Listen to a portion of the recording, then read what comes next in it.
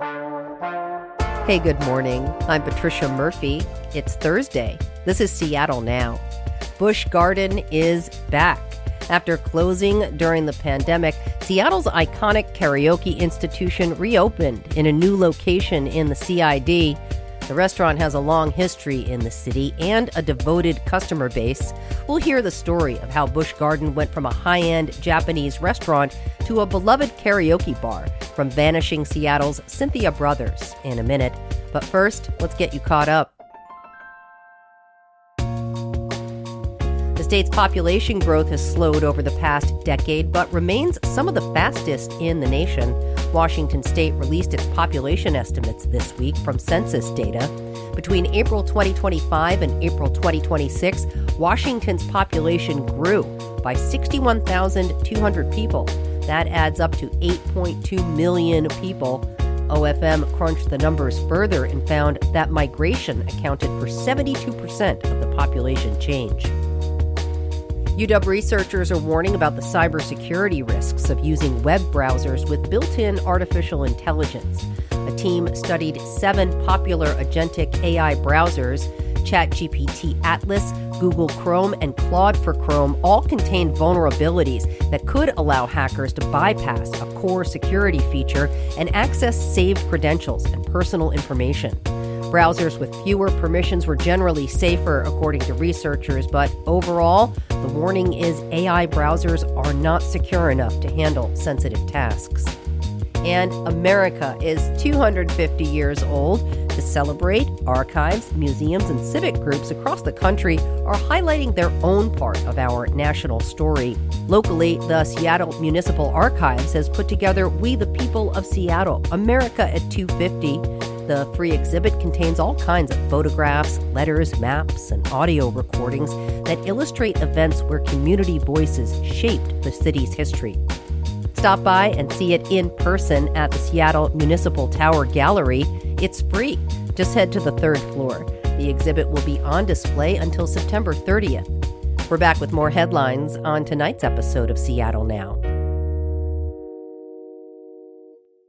Busch Garden reopened last month, and its devoted customer base could not be happier. They waited 6 long years for the chance to take in its storied karaoke experience once again. The restaurant has a long history of resilience. It started as a fancy Japanese restaurant and eventually became a favorite spot of Uncle Bob Santos. Seattle Now partnered with Vanishing Seattle to dig into Busch Garden's story and significance to Seattle's story. Here's Cynthia brothers. In my mind, karaoke at Busch Garden is the best party in Seattle. And I am a proud regular. From the moment you walk in, it feels like you're in this bubble of camaraderie and joy.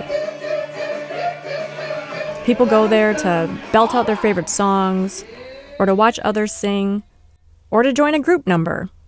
At Busch Garden, you can find Chinatown International District legends all the time. It was a favorite spot of the late Uncle Bob Santos, the unofficial mayor of the CID. He'd perform maybe a Frank Sinatra song or It's a Wonderful World, but for him, Busch Garden was also a place to talk about the CID and how to improve everyday life for people in the neighborhood. One of the only neighborhoods where non-whites were allowed to live in Seattle before housing discrimination became illegal. The Busch is a product of that neighborhood history. And it's one of one, a messy, joyful space where singing, activism, and deep love of the CID come together. And karaoke is the glue.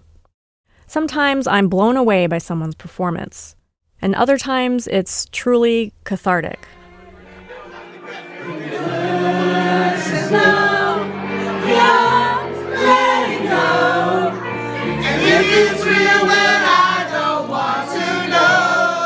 But it's all very accepting.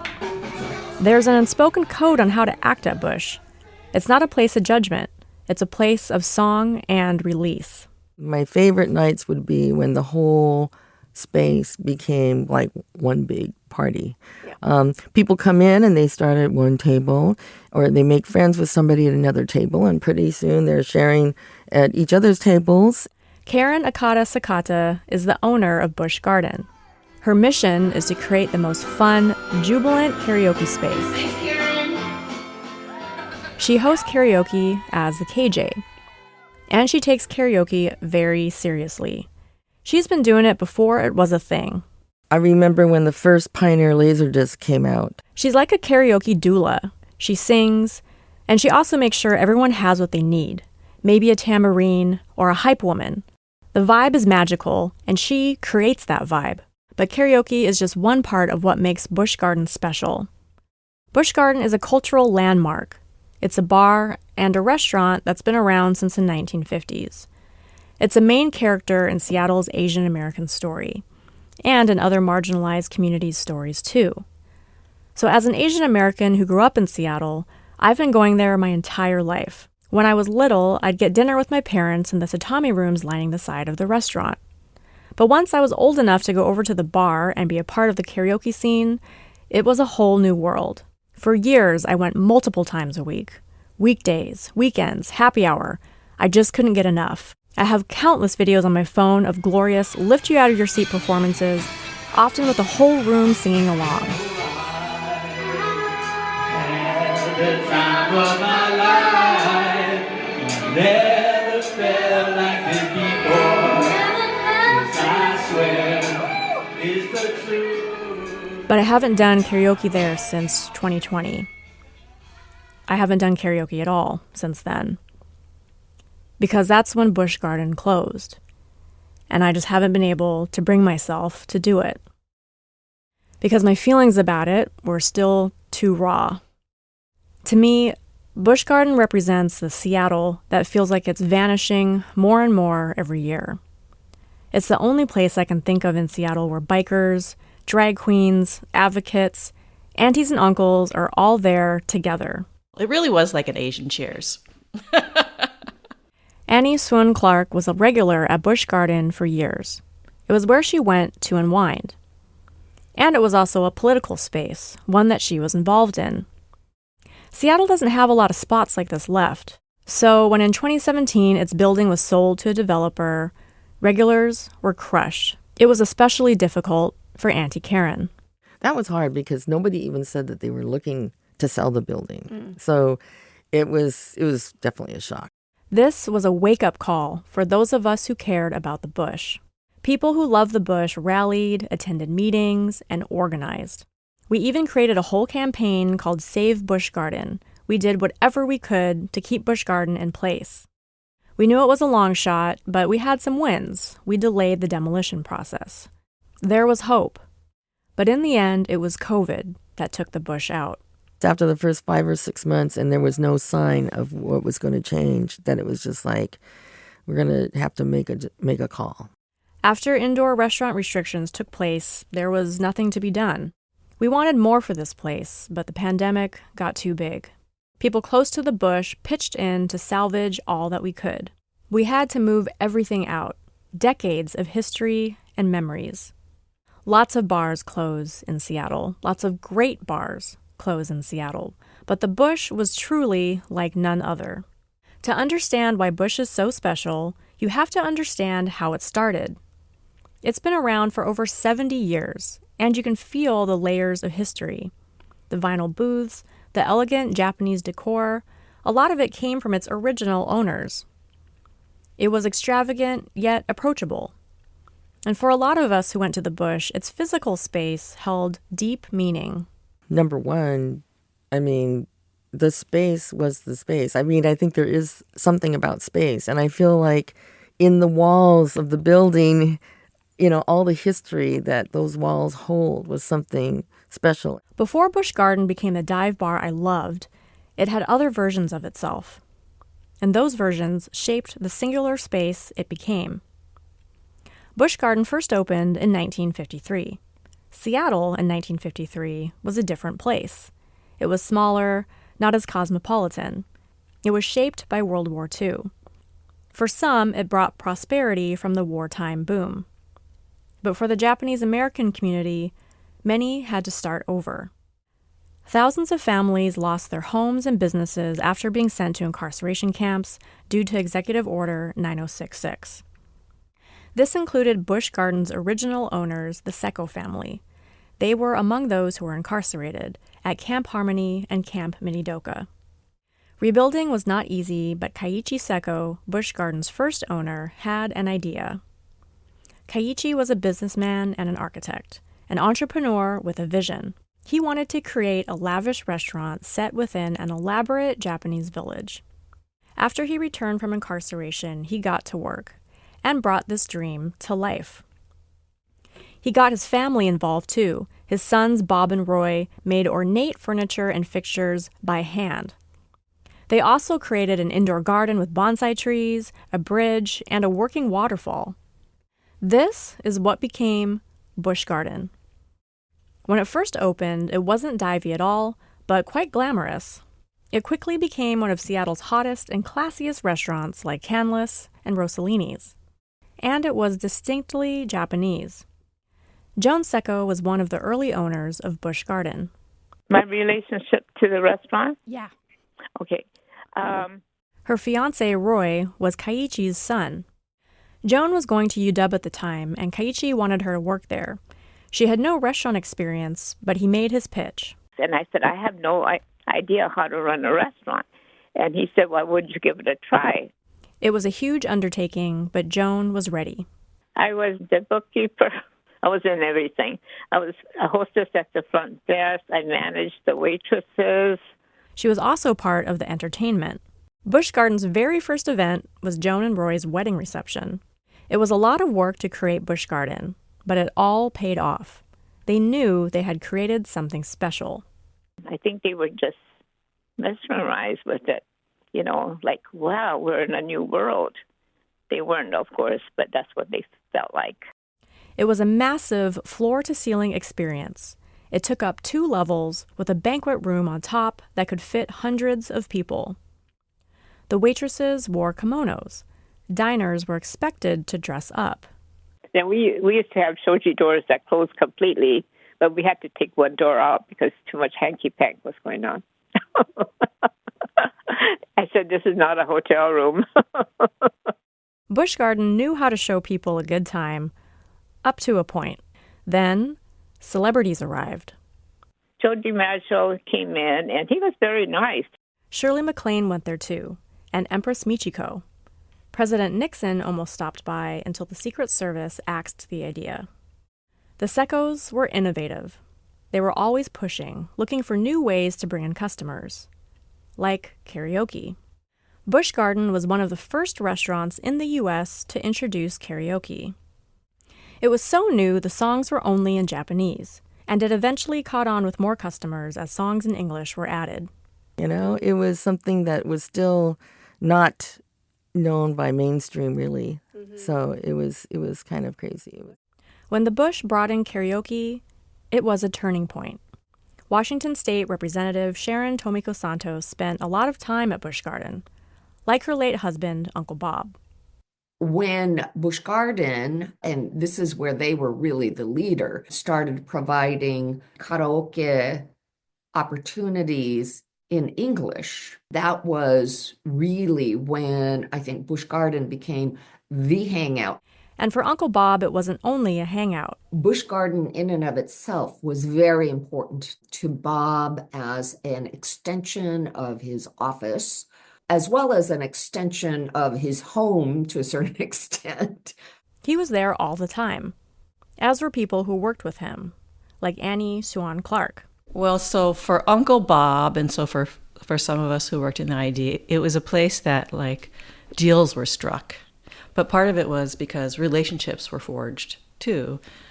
So you might be sitting at a table with people that you didn't know, you'd meet them, you'd sing karaoke with them, and then you'd develop a relationship, and then later they were working for a city council member, and then you were able to get a meeting with the city council member and then get money from them, something like that. Representative Tomiko Santos says Busch Garden became this out of necessity. This was before there was infrastructure like a library or a community center in the ID. So what would happen is kids would play in the streets and the alleys, and the adults would meet in restaurants and bars. And Busch Garden was one of those. Busch Garden wasn't just a spot to drink and sing karaoke. It became the social and political backbone of the neighborhood, and it was a magnet for people who loved karaoke or were involved in the local community. Auntie Karen had started working at Bush in high school as a busser. She worked her way up and eventually became a karaoke host. She was a near constant presence at the Bush for years. So when the Seccos were ready to retire in the late 90s, they sold the restaurant to Auntie Karen. And just like the Seccos, she gave her all to Busch Garden.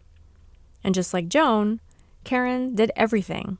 Whether she was pouring drinks behind the bar, serving up the gyoza and karaage chicken, bringing a friend on stage to sing sukiyaki in Japanese.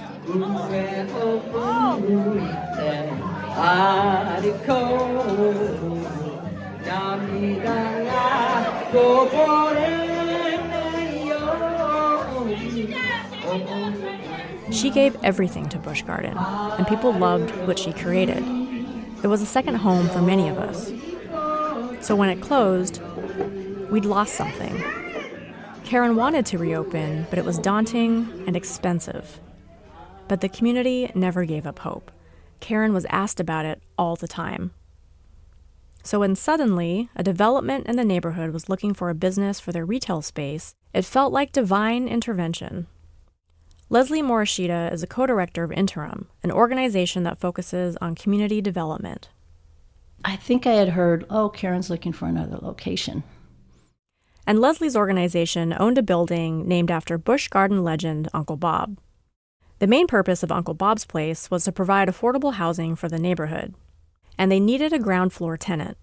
And so I thought, wouldn't that be cool to have Busch Garden at Uncle Bob's place? And I just broached it with Karen. I saw her and I was like, hey, what do you think of this? And she thought about it and pretty quickly agreed that it was a good move. So after being closed for over 6 years and a long journey involving fundraising, construction, permitting delays, and the support of many people who went above and beyond to see it through, Busch Garden has started a new chapter. It opened with great fanfare last month on Wednesday, June 3rd. There was a taiko, or Japanese drumming performance, a lion dance accompanied by firecrackers, a ribbon-cutting ceremony, and an announcement from Deputy Mayor Brian Surratt. So now, therefore, I, on behalf of Mayor Katie Wilson of Seattle, do hereby proclaim June 3rd, 2026 to be Busch Garden Day. Eventually, everyone moved inside to go to the new Busch Garden for the first time. First song! This is the first song! It was surreal being in the new space. Different than the original, but a lot was familiar too. I felt some of the same Busch Garden energy that had long been dormant. It was a whirlwind, catching up with friends I hadn't seen in years, seeing Karen in her element. I asked her what this moment meant to her. It means to you, we're here on the opening night. Yeah. How are you feeling? I am just really overwhelmed. It's been such an amazing welcome home party, I guess. It just feels so good. Yes. It feels so good. And She's anxious too. She hopes she can recreate the magic that made the old Busch so special. you know, I was so worried because I remember the first time we came, and that was the first big worry. It's like, oh my God, how can you transport, or bring the memories, so many memories in the walls of that place over to this space? The walls do feature some of the hallmarks of the old Busch. Shoji screens line one side. The wood carvings, or ranma, from the original owners hang above the booths. The elegant, sloped gable roof is now placed over the back bar. There's a lot that's new, too. Big windows, natural light. An intricate terrazzo mural of Uncle Bob, created by local artists. Incorporating Uncle Bob into the space was important to Karen in bridging the old space with the new one. You know, Uncle Bob, you happy? You know, look what's carrying on, you know. And we want people to know Uncle Bob and you know, the community and what he did and how to keep this neighborhood going. And for the next generations, because when people tell me stories of they've been coming for 20, 30 years, and all those stories, and they'll bring their kids and grandkids, and I think that was the goal. That I want. It'll be up to all of us, those who've loved Busch Garden for decades, and future Busch converts, to queue up the next Laserdisc to keep this place going. For now, I'm grateful it's back, that the mic is still in rotation, and most importantly, that it's not at risk of vanishing anytime soon. For that, we can all raise our glasses to Uncle Bob. I see trees of green, red roses too. I see them blue for me and you. And I think to myself, what a wonderful world.